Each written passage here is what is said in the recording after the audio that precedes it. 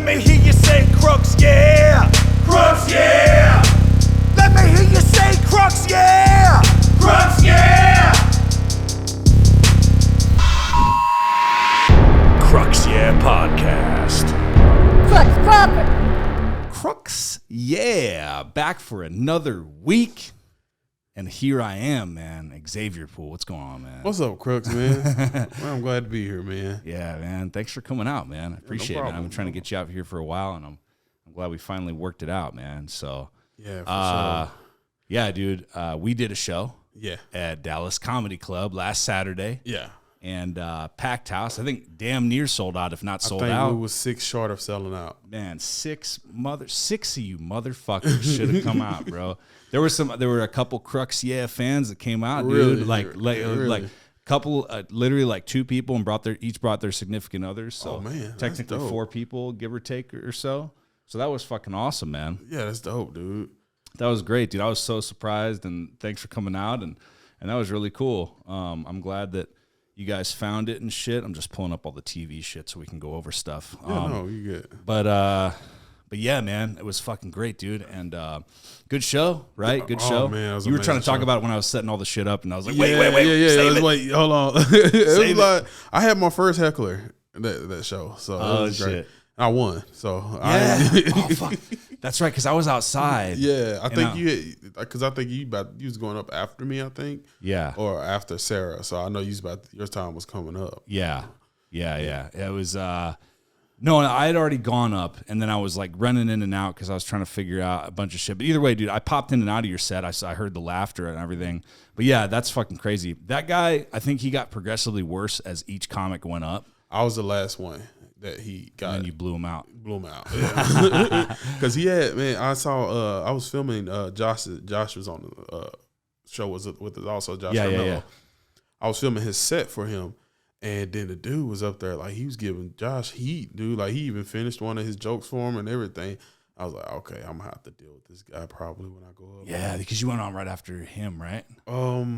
Yeah, I think so. No, I went on right after Kyle. My bad. Yeah, Kyle. Yeah, that's right. Kyle had a great set. Yeah, Kyle, he did. Yeah. Man, he beat me last Wednesday in the Rock the Mic Championship. Yeah. He's been doing well with those competitions, bro. Kyle, he was on here a couple weeks ago. He's a good friend, good comedy friend of mine. And yeah, dude, he's been fucking killing it, dude. Yeah, he's funny. Yeah. He's funny. He's been doing fucking, but he's also, I feel like he has not mastered, but he's really honed his skill on the art of the competition, because he's all about, like, he's explained it to me before, because he's won 2 of the competitions at Comedy Arena twice, and then he won this Rock the Mic. Yeah. And like, so he's talking about, like, you have to, like, budget your material. Like, you know what I mean? Like, you got to make sure that you, like, are strategic about what you say and when. Yeah. That's really the key, right? Yeah.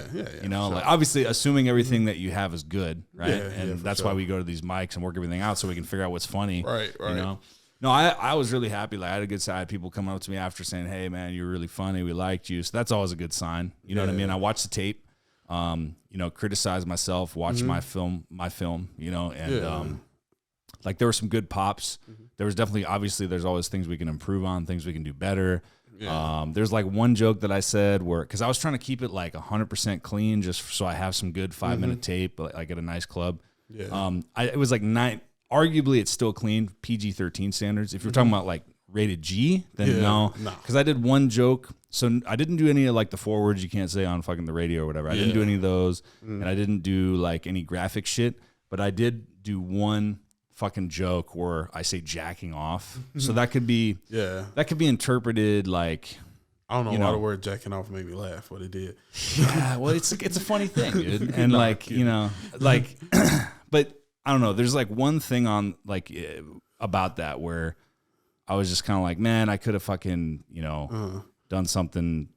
I could have switched it out with a couple other jokes that I know work, but I chose to do that one, and fuck it. It did well, but I was just like, God, then it would be like squeaky clean. And it's not like I'm like, well, I'm only trying to be clean. Like, I have jokes where I do dirtier shit, but I was just like, let me do the clean, because, like, you know, especially at our stage in the game, it does help. Like if if you get opener spots, etc. They're always looking for clean. Yeah, they're always looking for clean. Yeah, so, yeah. And so you don't step on anybody's toes. You don't step on the feature, the headliner's toes. Yeah, true. So that's what I'm told, and that's what I'm finding out to be true, and that's what you hear the pros talk about on all the comedy podcasts. And see, that's one thing. That's one thing I had to learn starting out, because I'm just now starting to get shows, and opening, and that's why I'm starting out to open. Like, you shouldn't. Your job as an opener is not to always you want to blow away the crowd, but it's also you got to keep in mind you're a part of a show. You're an opener. You got to keep the crowd warm and keep them good for the feature and the headliner. So I had to learn that, because it was some days I was like, dang, why didn't that joke work right?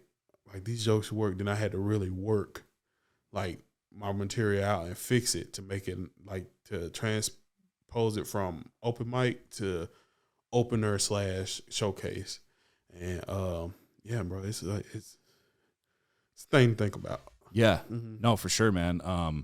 And I got a little taste of that with this private gig that I did a month ago, where so my set, I was hosting, right? So my set was just go out there, do 15.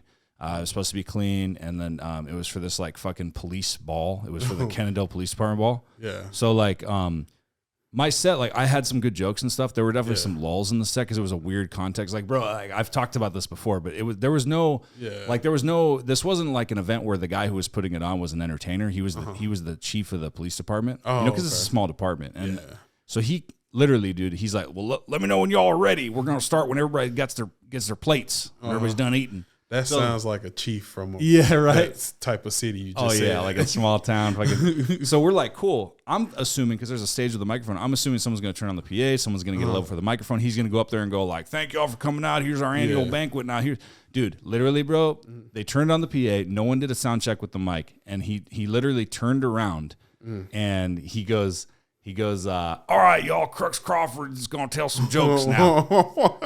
So I'm like, fuck, I had to run up there. I didn't know that there was going to be that informal. So I ran up on the stage. It's big, probably at least 4 or 5 feet off the ground. Big stage.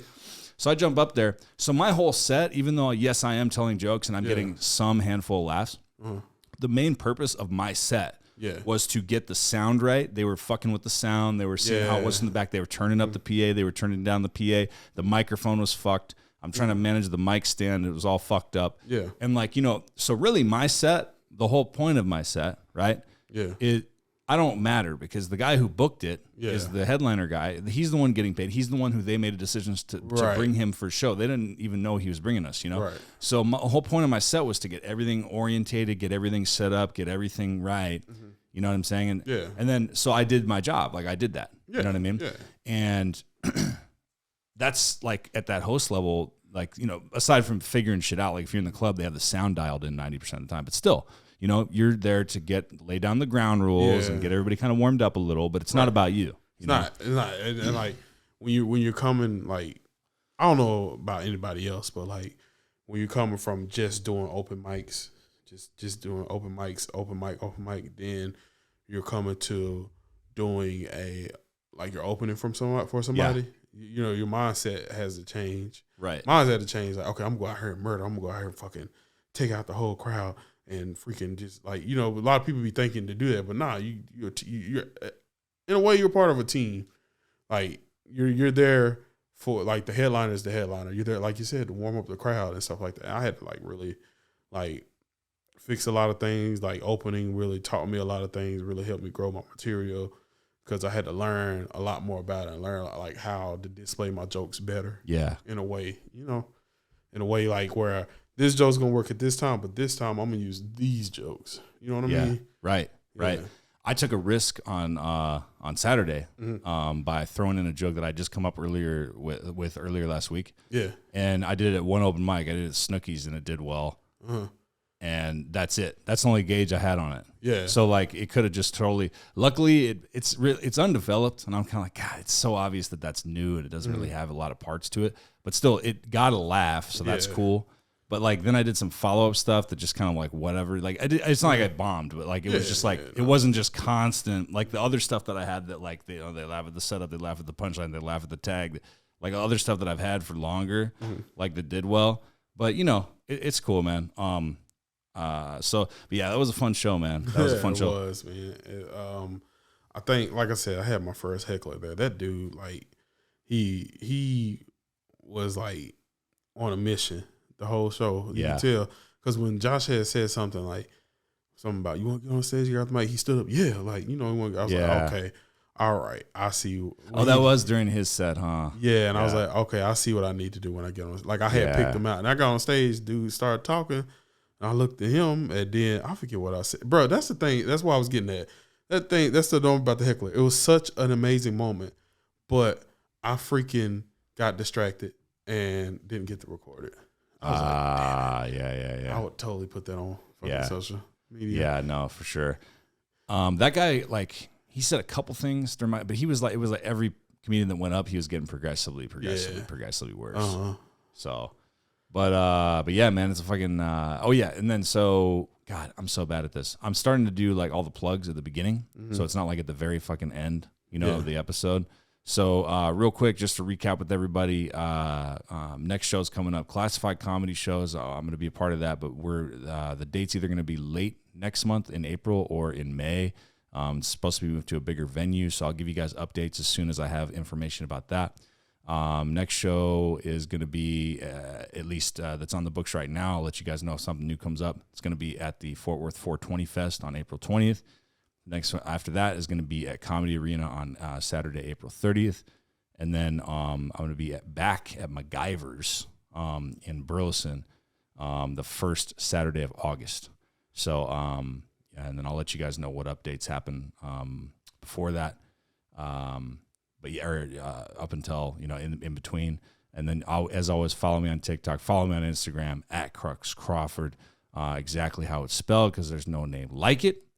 And yeah, man, where can people find you? Where are they going to see you? Where are you going to be? Well, right now, let's see. I'm booking right now. I'm working out some shows because March was my busiest month. So I do have a show coming up at the House of Blues. The BPOC. I thought it was Black People of Color, but no, it's not. I forget what the acronym is, but it's going to be at the Foundation Room at the House of Blues this Thursday on March 31st. And let's see, appearances. Yeah, that's about it. Like right now, I'm still working on my booking from April, so I don't want to really give no dates out yet. So yeah, man. Don't fucking go see him, bro. It's a secret. You're not allowed and you're not welcome. No, I don't want to give a date out. Then they be like, oh, hey. never mind. Yeah, never mind. It's 16th. Yeah, I got you. Yeah. I get it, man. So yeah, dude, crazy week. And then we got a nice little dose of the fucking Will Smith shit, the Chris Rock shit that happened last night at the Oscars. That shit was so staged, dude. You think that's what I was going to ask you? That's so staged, right? What do you think? Dude, it was, I mean, come on. Like, nobody's watching the Oscars anymore. Like, people, of course, was watching. It's the Oscars. People gonna watch. But the ratings was low. Yeah. And, it just seemed so staged. Did it? Yeah. And then they was like, I don't know. Will Smith looked kind of serious. I said, Will Smith also won the award for Best Actor at the Oscars. Yeah, that's the thing, right? And everybody's talking about it and shit. Like, dude, I don't know. To be honest, man, I was waiting for this because when you came over, because I've been so fucking busy today. And last night when it came out, I haven't even really had a chance to really watch it. So I watched little tidbits, but I quickly watched it like a couple hours ago. But like, I don't know, man. It's fucking that you could argue on either side, I think, like based on what I've seen so far. But like, here, let's see like what this is.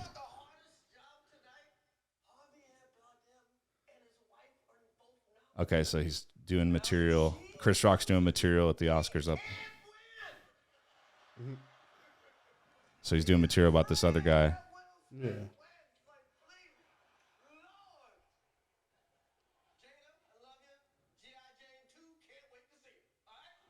Okay, so that's the joke he made. Right.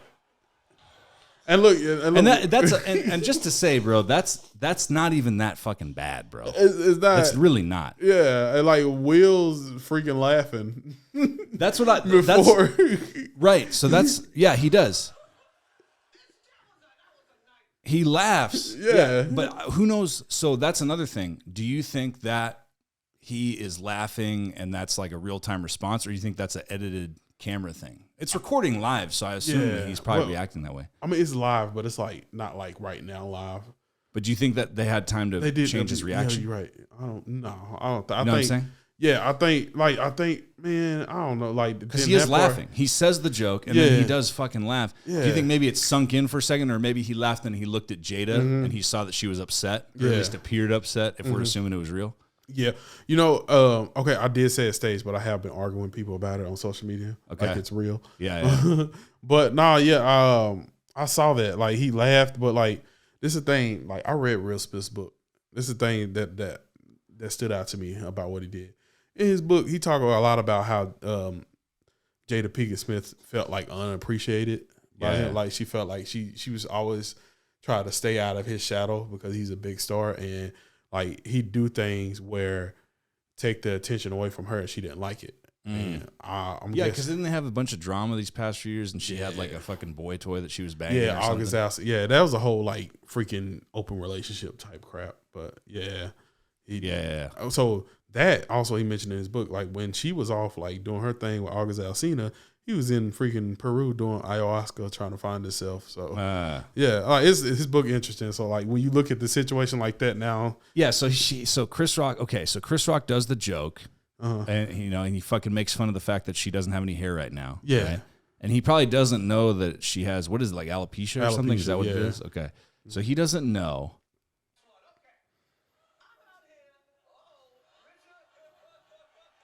So Will Smith walks up to the stage.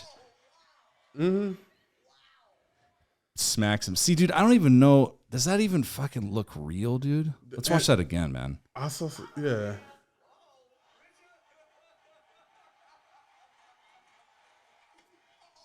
Because it's the thing that actors do when they slap people. Yeah. They slap them like right there where it doesn't hurt at all, but it makes a big loud sound and it looks like they slap him in his face. That's why I thought it was staged, bro. And not only that, because here's the arguments on both. Okay, so this is the thing. Watching it now, I'm watching it play by play, and I'm talking to you. Before I just quickly watched it when I was getting ready to do the podcast, like just really watch it through while I'm eating dinner and doing other things. So I didn't really have time to analyze it.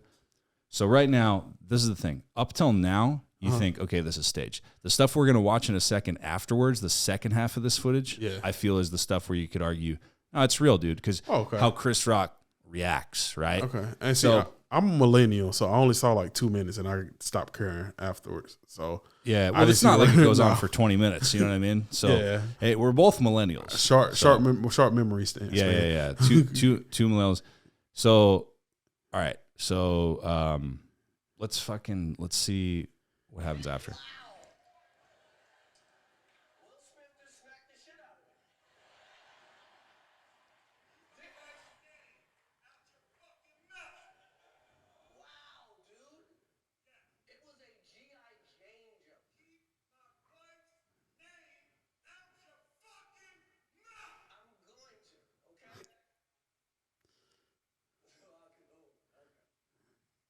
Awkward.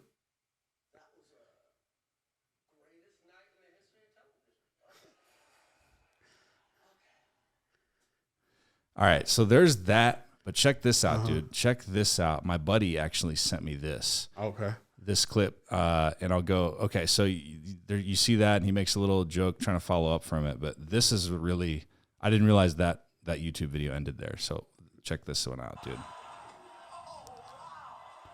Okay, so he hits him.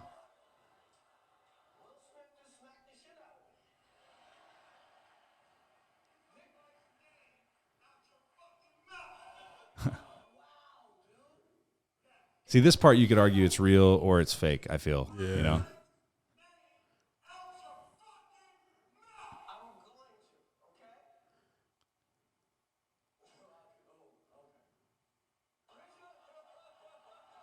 Oh, fuck.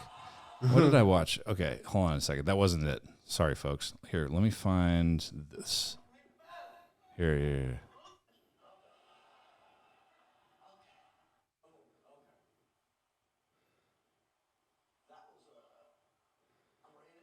Here we go. Okay, so he makes the follow-up little joke.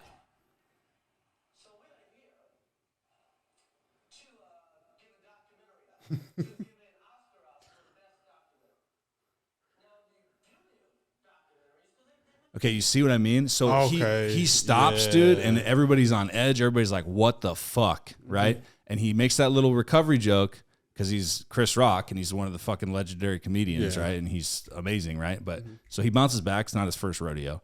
But still, that little final few seconds is where I feel, in my opinion, that you could argue that it was real. Because that's what anybody, you, me, anybody would do if you were on stage and somebody did some crazy shit to you, right? That you just were not expecting at all. This isn't a heckle, dude. Like a fucking very famous celebrity just went on stage and smacked you across the face. And it's not at a club. This isn't an event, right? Right. You have tons of cameras on you. It's national television.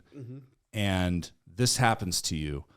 And he goes like, okay, so we're going to duck. And then he stumbles, right? And he's like, oh, present the document. He's trying to get back on track, dude. Yeah, so it kind of have that realness. I know what you mean. Yeah. That's where I'm saying when I saw that version of the video where they show the few seconds after all the shit that's on social media happened, after the smack, after the fucking keep my wife's name out your fucking mouth, that's where I'm like, okay, this could have been real because he's like, he doesn't just bounce back. Now, you could argue, this is the argument point against that. These are two guys. Okay, Will Smith is, he's been in way more movies and way more famous than Chris Rock in terms of a movie star and an icon, right? Okay, sure. But Chris Rock's also very famous, and he's been in a lot of movies. He's been on SNL. He's been in front of the camera, right? Yeah. So he's probably taken acting classes at least, or at least got some coaching. He's acted, He's acted a lot. In movies. But still, he's been on camera. He's been on, and he'll tell you the movies he did was bad. But he's not a stranger to being like on a set and being in front of a camera and acting. So you got two guys that have been in Hollywood for both of them a long time. You know what I mean? And if they were going to stage something, they were going to set something up, both of them would know how to act real, right? Yeah. So you could argue that either way, but I feel like, dude, the way that he tried to recover from that whole thing, that was very very real. Yeah. I mean, you made me change my mind a little bit. I mean, feel free to I want to get a conversation started, so feel free to disagree. I'm just telling you my opinion. That's the way that I took it in when I saw that. I didn't analyze it. All I saw was a slap and him, like I said, short memories, man. But like that last part does stick out, like because he did have he was like kind of trying to gather himself. I didn't see that part. Yeah, where he did that. Yeah. I don't know, man. Because that's fucking real, bro. I mean, like when you're recovering from something that was fucked up and it happened to him, he's the guy that got slapped across the fucking face, and he's trying to regroup and recover and save face. Yeah, right? Save face for and he's like, fuck, because anybody would, deep breath. He's trying to get back on track, and he did not expect to get He got hit in the fucking face, and this dude who is very famous that's sitting 20 feet away from him, if assuming it's real, is extremely fucking pissed and glaring at you. Also probably drunk, too, because it is the Oscars. So who knows, bro? Yeah. Liquor's probably involved. Maybe, yeah. Everything. I don't know. It's just... That's what I'm saying. Like, it's a crazy thing to happen. Like, it's so random. That's what. So random. Along with that, that's what made me think it stayed like for ratings type stuff. But then, like when you analyze it, though. Yeah, and then if you want to go toward like it's a scam or not scam, but it was a setup, it was staged kind of thing. You could see. I mean, you've seen Will Smith in so many movies. I grew up watching him on fucking Fresh Prince of Bel-Air. Like he's fucking famous, and he's a super seasoned actor, especially at this point in his career. You watch that fucking keep my wife's name out your fuck. It's like you could film that. That's like in a movie. So he could easily just deliver that line. See, that's what I'm saying. Like, and it goes back to like it's from what I've seen in his book also. Like, oh yeah, in their relationship, it's been issues where like him not defending her has been issues. So that's what I'm thinking. Like, also that's where that's stemming from too. Like, it's so many different opinions you could grab from, and I agree with all of them. Yeah, dude. And like it's just either way you could argue. Because even to that point, people like there's a coordinator, there's a producer that'll go, okay, guys, look, Will, Chris, look, it's going to be great. People that have read your book, they know that Jada feels neglected. You know what I mean? And they can just do the whole fucking thing. Like, this is how we're going to do it. I wonder what they're and see, when that happened, I was like, that's another thing. See, when that happened, I was like, I wonder what's about what does they have? Like, does Will have a movie coming out or something like that that needs to be promoted, or does Or is it just the Oscars in general? Yeah, or is it just the Oscars? See, I'm a conspiracy theorist, so I always Dude, that's right. My mind went down that tunnel a little bit. My mind went down like 3 or 4 different tunnels. You know what I mean? And I'm saying, in terms of that, remember what was it, 4 or 5 years ago? Oscars So White. It was a huge controversy. That's another thing. I like everybody's like Oscars. Like they had 2 black people have like a scruffle there. Yeah, Oscars ain't so white no more. Oscars ghetto. I mean, there's a whole controversy like Oscars So White, and you know all this stuff like black people aren't represented in the Oscars. So it could be another thing like, you know, here's something to fire, you know, just to get everybody interested. And I thought I was expecting that like it was gonna be something coming from like the black community type thing, like where they was gonna try and rile us up with something, but it didn't. It's just completely stand on that, so that's cool. Yeah, is that what's going on? What do you mean? Like, you know how you like sometimes like they'll say some kind of stuff like whenever like say you got 2 pivotal black people. Yeah. That just had an altercation. They might, this is Oscars making black people look bad. They want to put that on camera. I didn't see that on there. Everybody's just still talking about it. But you know, it's just drama. It's the Oscars. You know, a lot of people want to take other things out of it, but like it's just drama. Oscars drama. Yeah. So and obviously, dude, like our generation, then on down younger, like, dude, a lot of people aren't watching fucking TV. Yeah, national television. I've never watched the Oscars, bro, and I know some people did. I watched it. No, I've only watched a YouTube video with Seth MacFarlane hosted it, and he did a song. Like, that's about it. Like, I'm really watching it. Yeah. So, and network television in general is taking a big hit. Yeah. You know what I mean? Like, because everything's on the internet, everything's on YouTube, everything's on Netflix, everything's on HBO Max. I stream everything. I don't even have TV. Like, I stream everything. Dude, I have not paid for cable since 2015. I've never paid for cable. Right, yeah. So we cut the cord. You know what I mean? So... Yeah, dude, it's so maybe they're like, this is how we get people interested and blah, blah, blah. See, that's where I was going when I first saw it. Yeah, I get that. My head went there too. But yeah, that's just, that was, I got to say though, let's say it was real. Shout out to Chris Rock as a comedian for recovering, dude. Like he handled it like a true professional, bro. Like acknowledged it for 1 second, made a little follow-up joke, and then went beep. Like it just went right on with it, dude. Because he could, like, it's going back to like making it not about you. Type thing. He could have made it about him and responded. Yeah. And start talking more crap, but he didn't. He got to show must go on. And he totally could have. Yeah, he totally could have been like, this is bullshit and fucking good, blah, blah. I just got assaulted on national television, you know? He could have done that, dude. Yeah. And like, let's say it's real and stuff, because I was thinking about that. Like, well, what if because dude, he just like, if it is real, then Will Smith just assaulted a guy in front of 20,000 cameras in front of millions of people. So it's like pretty non-debatable. Yeah. But I would assume, I would almost guarantee that Chris Rock wouldn't press charges. Oh no, it's already came out that he's not pressing charges for it. Right. So that kind of goes without saying. Like, and for what I hear about Chris Rock, like personally, he seemed like the type of guy that would press charges. So, oh really? Yeah. Huh. So he didn't. So there's that. And Will Smith, I just saw actually on my phone, Will Smith posted apologies and apologized to him about it too on like social media. Oh, that was interesting. Yeah, fucking weird though, dude. Yeah, but yeah. And that hit, like looking at that hit, like you're talking about, like that looks like these are both dudes that have been on sets of movies, especially Will Smith. He's been in 50 action movies. Yeah, he knows how to fake hit people. He knows how to fake shoot. He knows how to fake all kinds of shit. Right.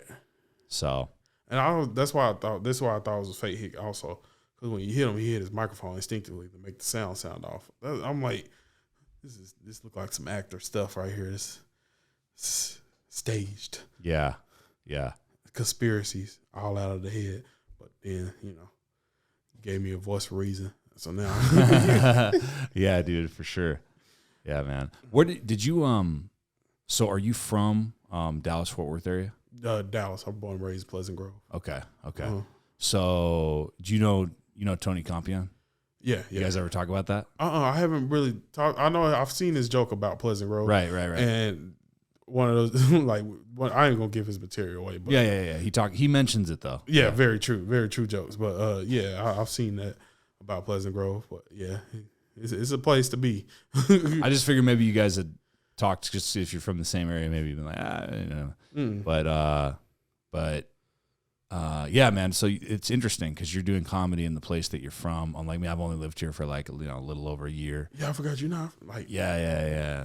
So came out here from LA during the pandemic, like right at the beginning of 2021. Right. And I love it here, man. I love doing comedy here, but I feel like it's like extra, just fresh, new. There's no history, there's no context for it because I just came here and then started doing comedy. So, well, and that's not really. I've talked about this before, and I don't really count it. But the first time I ever tried stand up was in 2012. I did open mics I did maybe 4 or 5 or 3 or 4 or some shit. I can't remember exactly the number. But I did a couple open mics. At the third one I did, it was at the Haha Cafe in North Hollywood. I did the open mic there, and I had a decent set.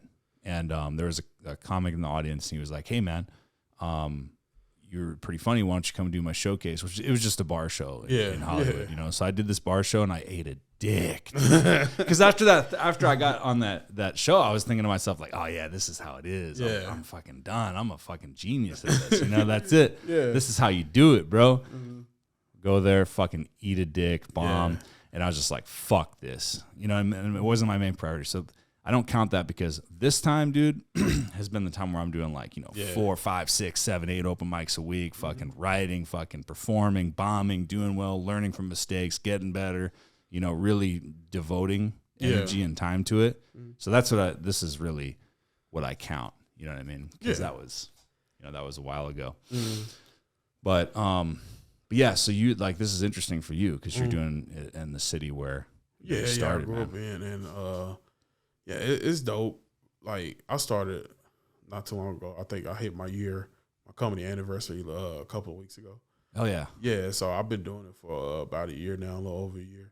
And yeah, I mean, it's something to learn. It's just something you got to keep doing. And hitting them open mics, at first, when you starting out, it makes you nervous. Hitting them open mics, you don't know if you're gonna do good. You're worried about doing good, worried about doing bad. But as you grow, you just you start to think it's just open mic. It's practice. Oh yeah. You just fucking doing. Isn't it funny, dude? Your first couple open mics, you take it so fucking seriously, bro. You're sweating, you're pacing, you're thinking in your head.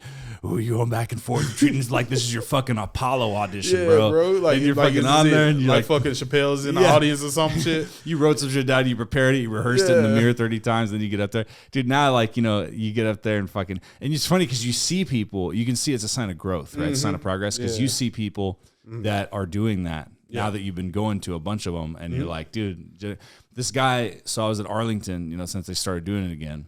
I was at Arlington 2 weeks ago, and there was a guy that was there. He was with his wife, he was there with a chick. I think it was his girl or his wife, but they were sitting there, and then he looked over at me and he's like, "Hey man," because I was like, "There's the list." I went to check the list. I put my name down, and he's like, "Oh, are you a comedian?" And I was like, yeah, and then he was like, "You're going to go up first?" Because I put my name first because I had to go to 2 other mics. So I was trying to just I'll go up first. I'll blow this one out so I can get the fuck out of here, So, and then he was like, "You're going up first. Good luck." And I was like, okay. Yeah. I was like, "Thanks, dude." And he's like, "So have you performed before?" I'm like, "Yeah, I mean, I do these all the time, and, and then he was like, "Oh, this is my first time, man." It's man. See, now that I'm hosting open mics, I see that too. Yeah. People have that, oh yeah. They bring their friends in. And that's cool. I ain't Nothing's wrong with that. Nothing wrong with that. It's just funny because it's funny not because it's oh, they're so stupid. It's funny. It's funny because it reminds you of that angst and that energy that you could you're like, I was that guy. I had this energy. I was that. I acted like this. Maybe I didn't bring friends, but I acted that way. I was acting like this is a big deal and da da da da da. You know what I mean? And dude, I went up there and I fucking just didn't give a fuck, you know what I mean? I did some things that I already had, and then I did some things that were new and just fucked around and made people laugh, you know what I mean? And didn't even care. And I was just thinking to myself, God, that's proud of myself right there because that's that's thinking dude, that's so much progress, bro. Right. Because you just jump up there. I'll go up first. I don't fucking care. And you go up there and you make, Yeah. And it's still, that's the thing. It's people that, that's another starting out thing. People worry about, first on their list, I'm last on the list. Yeah. That don't even matter, dude. No. Just work your shit out. Yeah. Yeah. Isn't it also interesting too, when you start getting shows, when people start letting you be on shows and doing guest spots and other spots, that you start to meet comedians that you don't ever see because they're either doing only shows and don't go to open mics, or they don't live here. Yeah. So they'll do open mics in their town, like in Austin or Houston or whatever, but they don't do them here. So you see this whole other genre of people, these show people. You know what I mean? And that's kind of interesting too. Yeah, you know that's what I mean? dope. And they have different energy and stuff. Like, you know, I mean, like when you see these headliners come through and stuff. It's dope. Yeah, I do like that. Like being on those showcases at DC, like the Banger Showcase. That's one of those things that you basically talking about. Well, I got to meet other comedians from other places that work at the material I hadn't seen there, but they worked out materials at other places and came together, did comedy together. So yeah, that's dope shit. Yeah, for sure, man. Yeah, man, it's really interesting, dude. Like, are you dedicating time to writing, like a certain portion of the day or a certain portion of the week and stuff? Or are you just writing on stage, or what are you usually doing? I write. I do and I don't. Like, I'll write maybe like Monday and Tuesday. Those are the days I don't have anything to do in the afternoon. So those are the days I'm probably going to write. And I'll sit down and I'll start writing, fix some jokes that I have already. And because I'm learning, like, still keep writing. Like, when I don't have new jokes, just go back to my old jokes and see if I can fix anything. And that's usually what Monday, Tuesday, my writing days. If something hits me, then I'll write it. I'm immediately writing it down. Like, that's usually now that's how it's been. Like, it just hit me and I write it down and I expand on it when I have like my Mondays and Tuesdays to like fix shit and stuff like that. Yeah, that makes sense. Yeah, for me, I usually do a combination. Like, I'll throw things down when it's like an idea that comes to me, and then some stuff, like, I'll just have the idea and then I'll try it out. That's a little newer for me, but I try to do a combination. I'm still trying to figure out one thing I would like to do that I haven't had the time or patience to do, or really just I haven't done it. If I'm being real, like, I've had some time, it's just I haven't fucking done it. Yeah. Is I would just do the thing where some people do, where they just literally sit down and you just write. You know, just write. I don't know if you ever heard this, but so Ari Shaffir was talking about, he's got this like big 3-hour long clip that some comic recorded of him talking to new comics at the Comedy Store, like from 20. Yeah, it's really great. You should look it up, man. I got to. Ari, just like Ari Shaffir Ari advice, Shaffir comedians. hilarious. Yeah, man, and he's obviously huge, he's super successful. You know, started the door at the Comedy Store, worked his way up. Now he's a headliner. Yeah. You know? And he does a 3-hour fucking just Q&A and just a fucking advice session with all these comedians at the Comedy Store that are new, you know, dope. like, and he gives you all this advice and answers all these questions and talks about stuff that you want to know that no one will really tell you. And he talks about how Damon Wayans, when he was talking to him at the Comedy Store back when Ari was new, right? He was saying to Damon Wayans about writing, and Damon Wayans' advice was, you should write, just take 10 minutes, set a timer, take 10 minutes out of your day, every day, ideally in the morning before you go anywhere or whatever, and just write, like, stream of consciousness, whatever comes to mind. And then if you start developing some ideas, start writing on those. But if just a bunch of random bullshit comes out, just write down the random bullshit. I get you. Wow. And then when you're done, whenever you have a spare moment, go back and read through it and see. And the first couple times you do it, it's going to be horrible because you're not doing it all the time. You know what I mean? So it's just like a muscle. You're going to be weak. It's not going to be very organized. That's what I'm starting to learn too. Everything is a freaking muscle. Yeah. Like, you got to put your 10,000 hours in. You got to work out. Yeah. Like, everything is a freaking muscle. You got to work out. Yeah. Hey, just make sure you're at least talking to the mic straight on. I just want to make sure that there's no fucking crazy complications, dude. Yeah, I got it. But yeah, dude, no, totally. Like, it's just like stand up, like, you know, you're weak at first. Podcasting. I mean, like, you got Trap Nerds podcast. Yeah. You know, like, how long you guys been doing that? It's our 3rd season, so 3 years. Holy shit. Yeah. Okay. And that's a muscle. You're right. That's a muscle, because we started out, that shit was trash. Dude, your first handful of podcasts are going to be trash. That's not no exception with this one. No exception with anybody who has a podcast they've been doing for years. They will tell you, like, dude, my first few episodes were garbage. Yeah. You know? And I like, we like it. You could actually still listen to our first few episodes on the Trap Nerds podcast. And, like, you listen to our first, like, episode and go all the way to our, even the episodes in our 2nd season, you'll see, like, the changes and everything like that. It's a growth. It's another muscle you got to work out. Yeah. No, totally, man. Yeah. And that's another thing that people don't understand, dude. It's like, cause I think a lot of time, like, people go like, everybody has a podcast, or like, everybody can start one, or yeah, I have one. It's like, dude, okay. I agree with that. I agree with the first half. Everyone can start a podcast, and a lot of fucking people, millions of people start a podcast, right? Yeah. But what those people do most often is they'll do 2, 3, 4, 5 episodes, and then they'll be like, fuck, this is hard. You know? Most podcasts, statistically, most podcasts don't make it past 10 episodes. Is that a thing? Is that a number? Okay, yeah. When I last researched it, when I started out, well, it might be, I don't know if it changed now, but 3 years ago when I first started on research, like most podcasts don't make it past 10 episodes, or don't even make it to 10 episodes. Wow. Yeah, so like, it's consistency that, like, you gotta stay consistent. Like, before we got signed to the Black Effect Network, I was consistently sending emails out to people. We were still doing episodes every weekend, whereas other podcasts that started with us, they was taking like breaks. All right, we're gonna take a month off, then we're gonna do one episode a month. Like, nah, we're doing this weekly, one episode a week, 12 o'clock, 1 hour. We can hash it out, and then I'm gonna type up an email and send this description of this episode to everybody I can. Like, it was a process, and it was a muscle that I had to build, and I'm still using it because I still gotta fucking send emails describing our podcast to guests that we want to have on there. Yeah, dude. So like during the pandemic, for We Are the Flesh, for my music project, we did a podcast that lasted like 15 or 16 episodes. We did it in person, and then the pandemic happened, and this is all in LA, and then we did Zoom for a while, and then shit got complicated and things got weird, especially in California with the pandemic. Everything shut down. Yeah, and that's the thing. Yeah, we stopped. Right. So this is the first time that I'm actually doing like no holds barred, no excuses. I've missed 2 weeks with this podcast. I started last July in 2021.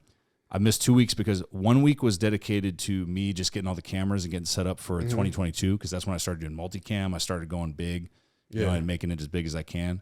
And before that, there was 1 week where something happened. I forget what it was. But other than that, dude, even if I had to do solo episodes in the beginning when I was getting it off the ground and I didn't have a guest, I've been doing it consistently every damn week.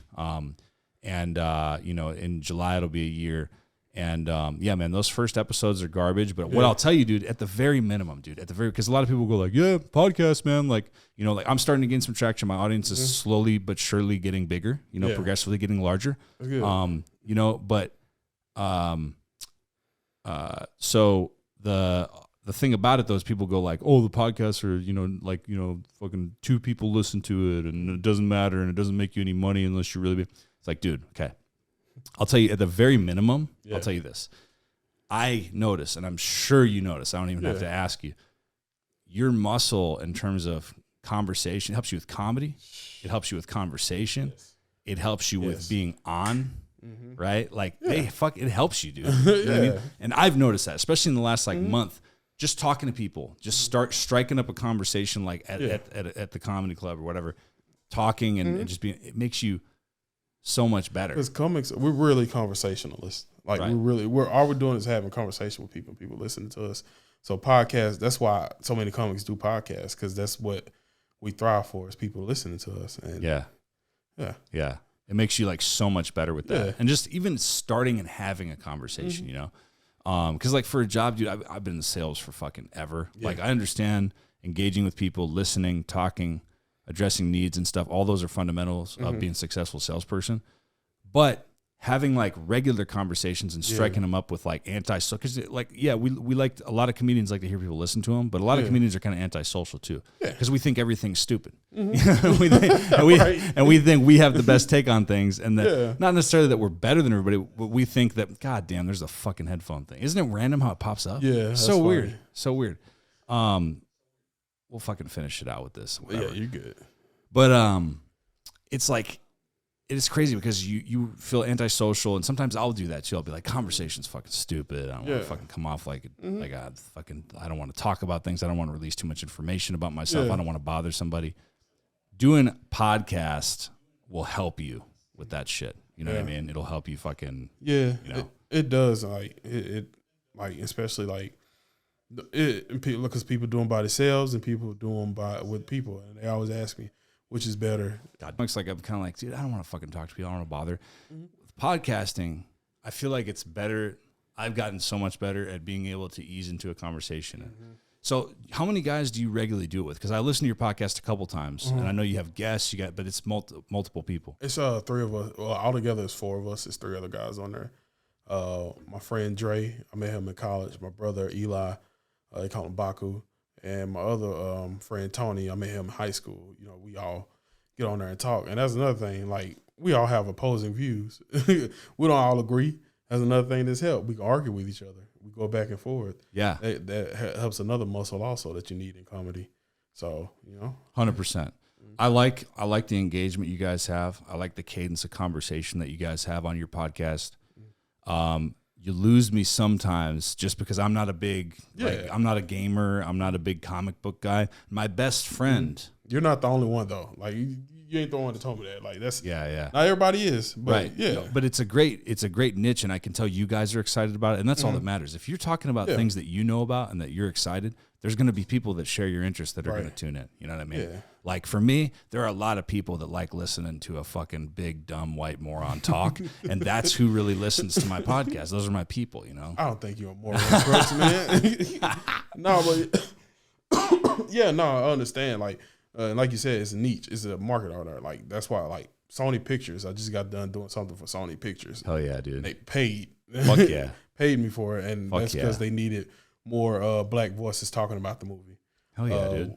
Actually, this morning I just got through doing a Q&A for Fantastic Beast with Judd Law and everybody in there. I just did that on Zoom with me, Dre, and Tony, and because they need black voices. And stuff like that. So, like I said, it's a culture, it's a niche culture, but it's also a market for it because people are looking for, that experience and that voice. Yeah. No, and dude, I can talk about fucking music and genres of music and all kinds of different stuff that I know about just because I'm a big music nerd, and music business nerd. So, certain people, their eyes would glaze over. I don't give a shit about this. What is this guy talking about, bro? Yeah. So, my point is that's the interest that you guys have, but I think it's really good. And I think you guys have really good cadence. And I love talking to other people that have podcasts because it's a little easier. Yeah, because it's a little easier for you to kind of understand the cadence and stuff and understand things and you know how it flows. And sometimes people that don't do them a lot or have never done them, like you have to kind of coach them a little bit. And there's nothing wrong with that. But, there's kind of like a little bit of a learning curve and stuff, Yeah. But yeah. So how long have you guys been on the network, on Charlamagne's network? This is our second year. Hell yeah, dude. Yeah, it's our second. We re-signed back in February. So is it like an annual? Yes, annual. They picked us up for another season. Then after the season, they'll see if they pick us up for a fourth one, and so on and so forth. Yeah. So far, I liking what we do. So no, yeah, man. And I looked it up. I wanted to see what the roster was. And I'm like, you guys are it's not very many. We're the only non-famous people. True. On the freaking network. Yeah. It's really cool. It's not like they have like 70,000 people and you're just like this other little blip on their catalog. Like it's a small handful of people considering how big he is and how big his shows are. Versus you got like Gas Digital. Yeah. Like, Louis J. Gomez, he's got more stuff on there than Charlamagne does, and Charlamagne's more famous than him. Well, also, he's still growing the platform. Also, and they're still adding shows to it. Right. So it may get there, it may not. But I know what you mean, though. And if you stay on there, if it grows, that's a great thing because you're one of the people that got on the ground floor. And if it doesn't matter because that's like you got featured on there, and that was like a little stepping stone, right? You know what I mean? Yeah. Like that's the thing. What I'm learning in life right now, like this is just my one little personal observation, is just that everything. How old are you? I'm 30. Okay, cool. So I'm 36. So we're like, we're within the same kind of wheelhouse. Like, everything is not how everything is right now. Okay, it's not gonna be how it is in 5 years. Yeah, you know what I mean. And and you could say like, well, duh, dude, I fucking understand that. That sounds stupid. Like things are gonna change. What are you, fucking idiot? You took like 36 years to figure that out. But I'm saying, think about that for a second, because I'm saying, okay, right now where we are, like with our lives, right? So we do comedy. So we know like this person hosts this open mic and this person's the manager of this club and this person does this open mic. all that shit, dude, I guarantee you, 2 years from now, 3 years, that's going to be totally different. All changes. You know what I mean? Yeah. Shit that exists right now is not going to exist anymore. Manager over here, no longer. They fucking disappeared off the map. They fucking got drunk and fucked up and got fired. No one's ever seen them. There's some other assholes in there. You know what I'm saying? Like, shit changes, bro. It's For fluid. sure. It's It fluid. does. The only guarantee that you have is that you keep doing your thing. Right. You have to keep doing your thing. Everything around you is going to shift and change. Some people are going to still be around. Some people are going to be the same. Right.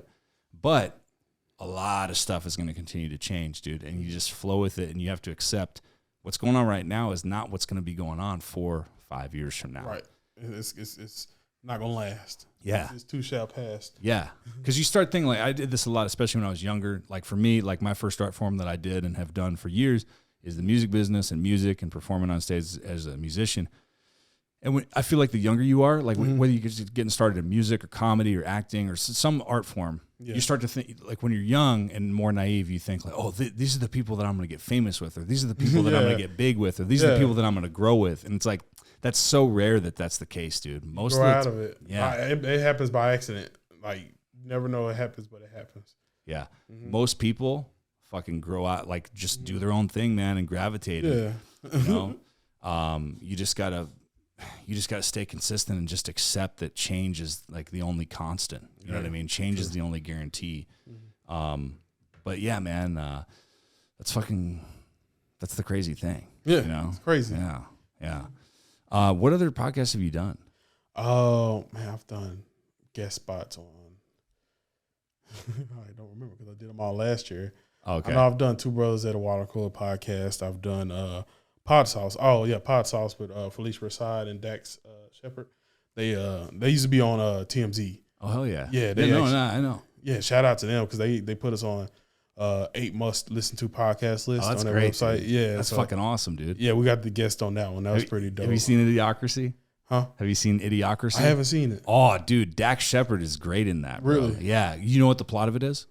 Okay, you got to check it out. Okay, I think we're talking about a different Dax. Oh, okay. Is this a different guy? Yeah, I think. I might got. It's not Dax Shepard, but his first name is Dax. Okay. Sorry, okay. Dax. No, it's okay. That's cool. So complete separate subject, even if it is a different guy. Dude, Dax Shepard in Idiocracy, his character's great. And that movie is fucking classic too. So the guy, the main character, I forget the fucking guy's name, but he's been in like a bunch of Adam Sandler movies. You'll recognize him right away. Yeah. He's an average intelligence guy. He's completely average across the board, like a total like C student kind of guy. He's not smart. He's not dumb. He's just right in the middle, right? Just totally bland, average. He gets put in like a cryogenic like freeze chamber, and they forget about him. Like the project that they froze him in. Sounds familiar. Yeah. And they forget, and they just leave him there. So for 500 years, he gets left there, and then it breaks, and he fucking opens, right? So now everybody's gotten fucking stupid. Everybody's a moron. Everybody's gotten progressively dumber. So he's a fucking genius. Yeah. Right? And dude, Jack Shepard plays this fucking lawyer, but like he like went to Costco Law School. Costco dude, Law School. It's such a good fucking movie, dude. Anybody who knows that movie is gonna agree with me, bro. That's such a fucking great one. You gotta watch it, man. That's dope. I gotta check that out. Idiocracy. It sounds like something I'd be interested in too. Yeah. Oh yeah. Yeah. It's fucking funny, dude. It's fucking funny. What do you like? What are your like? I fucking this sounds so corny, but it's a question I want to ask, but I understand how corny it can come off. What are your goals for this upcoming year? Now that you hit a year, what are your goals, Exavier Poole? Please tell us. No, I've been asked that a lot, honestly. So, I mean, shoot, I just want to keep doing these showcases, just working out. Like right now, like I had, when you first started out comedy, you be like, I want to sell out arenas, I want to do this. But now that you're into it, you're like, okay, I know where I need to go. Yeah. I know where I need to go. Like that's where I'm at now. I know where I need to go. So I'm just like right now. Like my goal is to continue to get on showcases, just keep working my stuff out, and whatever opportunity comes to me. Yeah, that makes sense, man. That makes sense. Yeah, my goal, honestly, just my broad goal is just to keep getting better. You know what I mean, just to keep. I want to see next year. I want to see undebatable improvement. From where I was now, just like I see it now when I watch my footage, from like, September compared to now. Yeah. If I can try to get in hosting places and stuff like that, that'd be cool. Those are goals for me. But But yeah, man, I'll tell you when I met you at Arlington, because that's the first time this time with comedy that I got up. Like you came up to me after, you're like, hey man, that whatever thing, the thing I don't even remember what it was that I don't even say anymore. You said like that was pretty good. I was under the impression I'd seen you perform. I'd talked to you. I thought you'd been doing comedy a lot longer. You know what I mean? So A lot of people had. dude, and you know Andy Franklin? Yeah. So we were talking in the hallway at Dallas Comedy Club, you know, on one of the open mic nights and stuff. We were just like, you know, talking to whatever. Nice guy. I see him all around. Yeah, and he's a cool guy. I did show Very face with funny, him. very Funny cool, dude. and a very nice guy, very cool guy. I like him a lot. And he was talking to me, and I told him, yeah, I've been doing comedy since last June. He's like, what, since last June? And I was like, yeah. And he's like, dude, that's crazy. I was like, why is that crazy? And he's like, because you don't seem new. You know what I mean? So, yeah, kind of got that vibe. I guess that's a good thing, you know? Yeah, no, that's a good thing. Yeah. Yeah. So, like, I think it's like the level of comfort, but like on stage maybe, you know? And then, because you did music also. Yeah. Yeah. So being in the lights and being on stage is not new for me, but you know, I think I believe in the classic thing where it takes 10 years to really make a comedian. That doesn't necessarily mean that you can't be funny. It means you don't, That's why to shout it out again, you got to check out that fucking Ari shit. Anybody who does comedy that's listening to this or starting comedy that's listening to this, even if this is like 5 years from when this episode took place, you should really check out that fucking video. It's only audio. It's just a video on YouTube. Hopefully it's still on there whenever you fucking hear this. But he talks about that. Like, cause he's like, how long has everybody in this room been doing comedy? Like what, like a year or two ish, you know? And everybody's pretty much like, yeah, I've been doing it like a couple of years.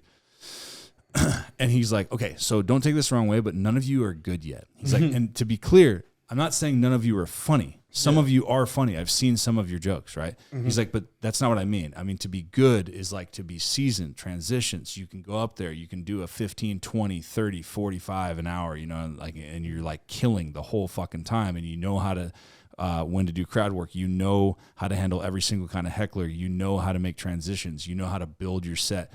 He's like, you guys just have not been around long enough to have the level of experience to have done that, you know? So it's kind of cool when they explain that, you know? It is, bro. And our chauffeur, his whole group, our chauffeur, his clip, Joe Rogan, Joey Diaz, bro. I mean, that's a good group of comics right there. They all used to tour together, and it's crazy. Because they all Joe Rogan hooked them all up. Yeah, he put them on, bro. Yeah. Like, and they all like very like, you learn a lot. Like they have good learning experiences that they can give you. Yeah, like whenever they talk, you know, dude. And I'll tell you, just from like being from LA and having friends that have interacted with Joe Rogan off camera, off podcast, just as a normal person. Yeah, I'll tell you, that's another reason. I love JRE. I've been listening to it for years. I like Joe Rogan. Yeah, you know, I love his comedy. I'm a big Joe Rogan fan in general. But one of the reasons for that, aside from the great content, is that I've heard from my personal close friends that just positive stories about him, that he really is as cool as he might seem, you know, online or on camera. So my buddy used to bartend and serve at this steakhouse that he used to go to all the time in Woodland Hills. Yeah. And he said he was like super I've heard him cool. talk about that steakhouse. Yeah, it's Fleming Steakhouse in Woodland Hills. So my friend worked there, and my friend's the one who got me into Jerry. He's an early listener, bro. He's been listening to Joe Rogan, I think, since like fucking 2013 when it wasn't half as big. When it wasn't half as big, he told me about it. He got me into it like back in like 2014, and I didn't even really start. He told me about it, but then I never really like listened consistently for a couple more years even after that. So he was like an OG listener of the podcast, and he had some kind of episode where they had a necklace or some kind of inside joke or some shit, and he mentioned it to him while he was eating because he's got an older daughter, I think. So he was in there with her, right? And he mentioned, hey man, like the podcast. This is before that everybody in the world was telling him that, you know. So he was like, no shit, really? Oh, dude, man, thank you so much. Hey, you got to listen next week. We're gonna have. And he was like just super cool, super humble, you know. And then my buddy Manny, who's been doing comedy for years in LA, that's hopefully I'm trying to put something together with him this summer to do something, fly out there and do something. But he a couple years ago told me how he was outside the Comedy Store and Joe Rogan was chilling out there, and he was talking to him and he's like just being totally cool, like, hey man, like you should totally keep doing comedy, do as many open mic, like just being totally cool, man, and just being like really down to earth. I see. I used to do Brazilian Jiu-Jitsu. Okay. Back in the day. And I have a lot of friends that have like trained fighters that are in the UFC, some that currently train them. And they've had experiences with Joe Rogan, same thing. Nice guy. Nicest guy you'd ever meet. and really cool individual that you talk to. Same thing, comedy, same thing with UFC. Ask him a question, he's there like, yeah, you're good. Like, keep working on this and that. Like, same thing. It's all I've been hearing. And his podcast is like, I don't know if any comics know this. Like, I know it's a lot of comics that don't like Joe Rogan for whatever reason, but like his podcast teach comics a lot about being comics, bro. So much, dude. Teaches a lot, bro. So much. Have you seen? Go ahead. Sorry. No, go ahead. I was just gonna say, absolutely, and I love his whole attitude and like how I love that one of the guys who's like the fucking dominating the industry right now is just like his whole way that he got there and the whole thing that he preaches and lives and practices is just like positive energy, being straightforward, not being a fucking dick, not being a snake, and just being real and just fucking helping people out and genuinely trying to help people. Like, dude, Ari Shaffir, all these people, dude, he's helped all their careers. Like, all of their careers and how they blossom and develop originated from, part of it was from Joe Rogan, helping, bringing them on the road, having them open, talking about them on the podcast, having them on, promoting their podcast. And that's fucking great, dude. I mean, he's nurtured in all these people. That's what you're supposed to do when you're a comic. Like, when you're I'm not necessarily a gatekeeper, but like when you're a comic where you're a headliner, you have a lot of comics coming under you. Like, and this stuff he said on his podcast, he's supposed to give back. And like, that's what he do. He gave back to the comedy community. Yeah. And we got Ari Shaffir, Bert Kreischer, Tom all Segura, these people, dude. All these people because of that. Yeah. And like, I just like the anti-negative energy aspect. And it's like, bro, it really shows people that you can be successful and be like a superstar and a multimillionaire, and you don't have to fucking, screw a bunch of people over. You don't have to be a fucking dickhead. Right. You know what I mean? There's plenty that are like that. A whole lot. But you don't have to be. And that's the really cool thing, just fundamentally, that I love about his whole aura and his whole fucking thing. Yeah. Dude. I really do, man. Definitely. But have you seen Ralphie May's thing, like the masterclass, the comedy store, his whole thing? You should check that one out too, man. It's a 2-hour thing. I just found out about these. I just found them. Masterclass. I gotta look that up. Dude, of course, I'm a big Ralphie May fan. He's fucking great, dude. He's great. Me too. And it's him for 2 hours just talking about stand-up. Really? Yeah. He's talking about how you need clean material. He's talking about now some of the things that he says are a little tiny bit dated just because it is 2010 when this footage is from. So some of it's about like radio and stuff, which isn't bad and it's not completely out of date, but some of the stuff is a little, because podcasts weren't even really barely existing at that point and stuff. So it was a totally different game, but it is really interesting because he's got a lot of great advice, and I gotta check that out. Yeah, he talks about like how to double your laughs per minute just by like getting people engaged with your setups for your jokes. Like, he's like, if you do it in a certain way and you get them involved and you hook them, you can make people laugh twice at a joke where you only had a punchline or whatever, like things like that. Really cool. You piqued my interest. I gotta check that shit out. That's what I'm saying. And like the Ari Shaffir, he doesn't get as technical as Ralphie does, but he does talk about like open mics. He talks about all that shit, dude. He talks about like just how many you should be going to, and like, how far ahead of the game you will be, how far ahead in the game you'll be of other people. Just because if you do like 20% more, you're going to be so much better over time just because of that extra 20%, Because it's one thing, like, that's one thing I'm learning also, like, that I learned from listening to Joe Rogan podcast. It's one thing, you can have it. Like, being funny, you can have to be funny all you want. But if you're not working it out, it's never going to grow. You won't lose it, but you won't know how to use it. Yeah. So, you always got to work it out. Like, that's the thing that he teaches. This thing Shaffir's teaching, man, it's great thing. Great. Yeah, dude. Well, man, we're a little bit right at the time, but yeah, man, I thank you for coming by, dude. No problem, dude. Anytime you want to come back, just let me know, because I'm starting to have more 2 and 3 guest episodes and stuff. And the big thing this week with the clips and stuff was obviously the Will Smith fucking Chris Rock thing. So I wanted to bring that up. But normally I'll do stuff from TikTok. I'll do stuff from Instagram or whatever the fuck, that we can riff on and talk about.